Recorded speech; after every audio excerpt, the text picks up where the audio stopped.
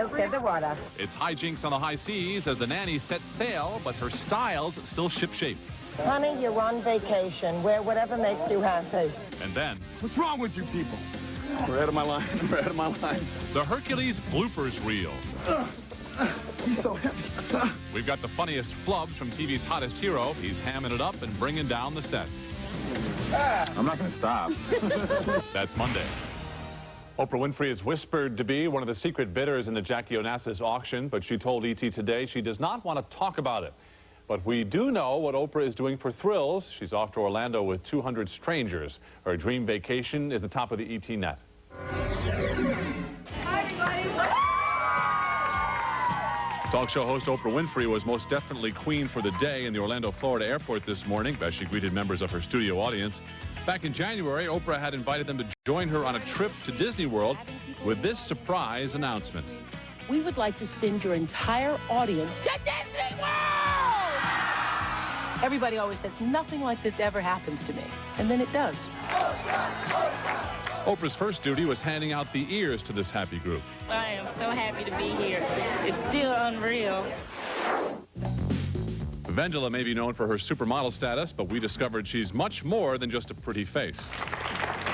Vendela acts as a spokesperson and motivational speaker for Hand in Hand, a breast cancer awareness program. To see all of these women and that they're concerned about their futures and want to know more, just shows you how aware and bright women are in this country. How wash the dish? You can't use that pad, it's just for Teflon. Oh. Very rare footage of the early years of some of today's most famous comics, including Tim Allen, Richard Lewis, and Paul Reiser, is featured in a new ABC comedy special. They'd say, well, didn't you live in the 20th century? I'd say, yeah, but I wasn't paying attention, really. I sort of look back and laugh at how little I knew. Comedy Club Superstars airs tomorrow on ABC. Also coming up this weekend, cable's VH1 pays tribute to those who get involved. Tim Robbins will host the VH1 Honors program. The spotlight will be on the human rights organization Witness. Among the performers, Don Henley, Michael Stipe of REM, and Joan Osborne. After months of breathless buildup, Lorenzo Lamas and Shauna Sand will finally tie the knot tomorrow. They've shared every detail with ET, and tonight, the payoff. We have a look at Shauna's dress and their tasty cake. The courtship of Lorenzo Lamas and Shauna Sand has been an eye-popping story of love at first sight, punctuated by matching Playboy and Playgirl photo shoots. Their wedding is tomorrow, and only E.T. has the secrets of their ceremony, starting with Shauna's stunning gown, which she dreamed up with Saks Fifth Avenue's Max Schul. Now, don't look, Lorenzo.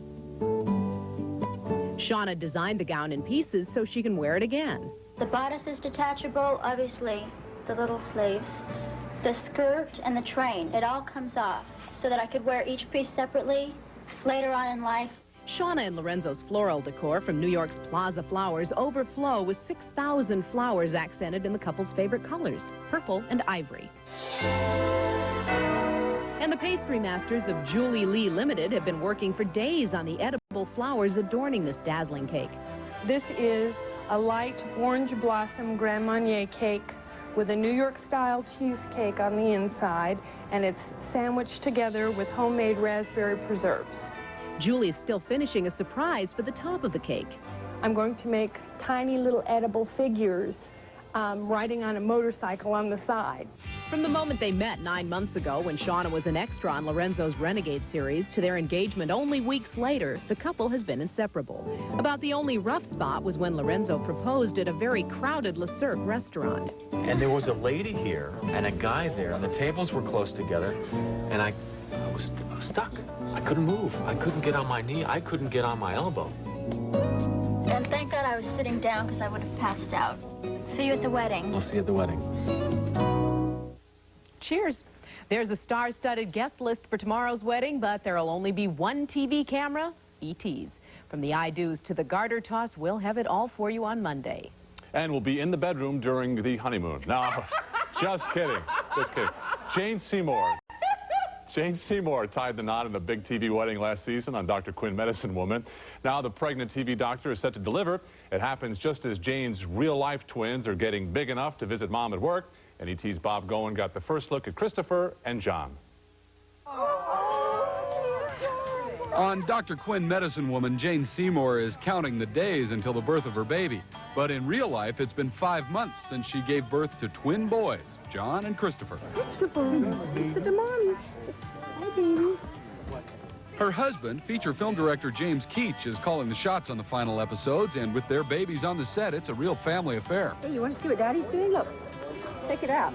What's it like with twins? I can't imagine having that much responsibility in one day. Well, it's pretty cool. I mean, I get up really early and feed them both, and then I leave them in bed with my husband. And then they come and visit us at lunchtime, and then they hang out for a while. Actually, that does work out pretty well. Actually, works out quite well. I get to play with him a lot. Oh, my God. Are we hearing something? No. Oh, I thought there was action downstairs that we had to be concerned with. So, babies are not supposed to put their hands in their mother's hair. Both boys are named after family friends, Johnny Cash and Christopher Reeve. Has Chris Reeve met this child yet? No, but we've spoken on the phone for hours, and he said he was absolutely thrilled that we named one of the kids after him. Caring for 2 babies helped Jane get back in fabulous shape in just weeks, and the boys, who were born prematurely, have also bounced back. They don't look like little preemies now. No. There's a big bowling out team. the Futures Davis Cup doubles team. Dr. Quinn finally gives birth on the show on the May 18th episode. So while we were on the set, besides Christopher and John, the 2 twins of hers, there were 3 other sets of twins. There was a set of triplets there, too. They were all auditioning for the job of being her son when the baby is born.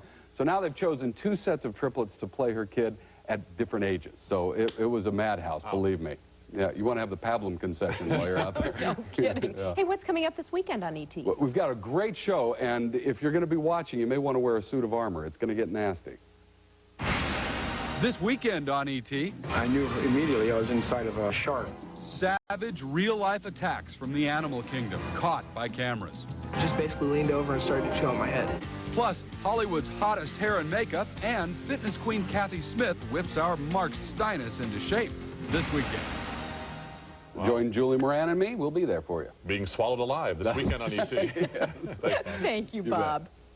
And now the latest flap over Demi Moore's Striptease. The movie was the buzz of Hollywood even before she shot her first topless scene.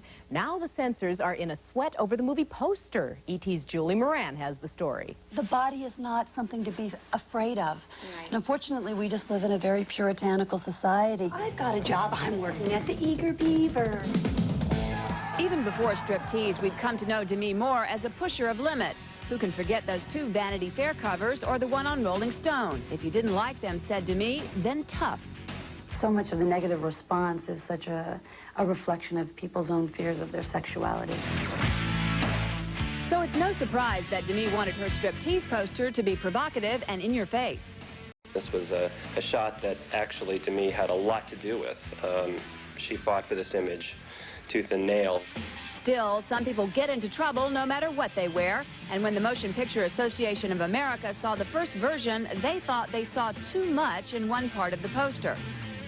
The offending area, this area in here, even though if this little bit of airbrushing that we threw in there was taken away, there would be nothing, in my view, that would be offensive in any way. It was nothing that a little bit of shading couldn't fix, and now the MPAA and Demi are ready to dance. She has seen the poster, absolutely. We're happy with it. Demi's happy with it. They're happy with it. Everybody's happy. Well, one marketing exec says there are perfume ads racier than the Striptease poster even before it was airbrushed. And the studio says the stripping part of this movie is more of a tease anyway. They keep saying, it's a comedy, it's a comedy. Striptease comes out June 28th, Mary and John. Okay. And it's a comedy. Okay. Thanks, Julie. Bye.